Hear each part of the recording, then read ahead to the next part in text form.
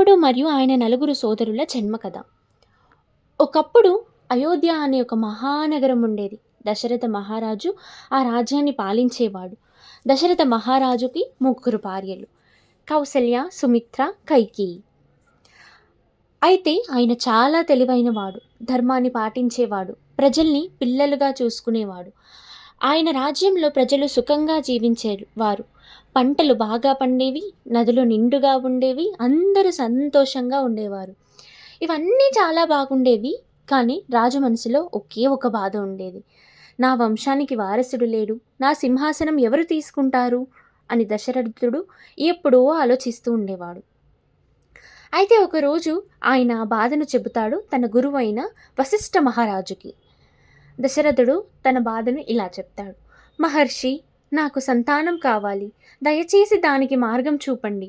అప్పుడు వశిష్ఠుడు: మహారాజా దశరథ, మీరు పుత్రకామేష్టి యాగం చేయండి, ఆ యాగం ద్వారా మీకు సంతానం లభిస్తుంది అని అన్నాడు. రాజు వెంటనే యాగం చేయడానికి సిద్ధమయ్యాడు. దేశమంతా పండితులు, ఋషులను పిలిపించాడు. యాగం ఎంతో ఘనంగా ప్రారంభమైంది. యాగం ముగిసినప్పటికీ అగ్నిదేవుడు ప్రత్యక్షమయ్యాడు. ఆయన చేతిలో ఒక బంగారు పాత్ర ఉంది. అందులో పాయసం, అంటే అది దేవతల ప్రసాదం. అగ్నిదేవుడు ఇలా అన్నాడు: ఓ దశరథ, ఈ పాయసం దేవతల వరప్రసాదం.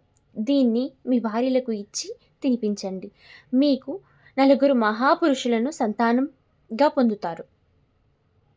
దశరథుడు ఆనందంతో నమస్కరించి ఈ పాయసాన్ని తన 3 రాణులైన కౌసల్య, కైకేయి, సుమిత్రలకు పంచిపెట్టాడు. కౌసల్యకు సగభాగమైన పాయసం ఇచ్చాడు. కైకేయికి సగభాగమైన పాయసం ఇచ్చాడు. మిగతా పాయసాన్ని 2 భాగాలుగా చేసి సుమిత్రకిచ్చాడు. కొన్ని నెలల తరువాత చైత్రమాసంలో శుక్ల నవమి తిథిన పుణ్య నక్షత్రంలో, పునర్నవ నక్షత్రంలో కౌసల్యాదేవికి రాముడు జన్మించాడు. కైకేయి దేవికి భరతుడు జన్మించాడు. సుమిత్రాదేవికి 2 కుమారులు, లక్ష్మణుడు మరియు శత్రుఘ్నుడు జన్మించారు. ఆ రోజు అయోధ్యలో ఆనందోత్సవం జరిగింది. ఆకాశంలో గంధర్వులు గానం చేశారు. దేవతలు పుష్పవర్షం కురిపించారు. నదులు సుగంధంతో ప్రవహించాయి. రాజు దశరథుడు ఆనందంతో, సంతోషంతో ఉప్పొంగిపోయాడు. ఇదే నా జీవితంలో నిజమైన సుఖం, నా వంశం నిలిచిపోయింది అని ఆనందంగా అన్నాడు. నగరమంతా దీపాలతో వెలిగిపోయింది.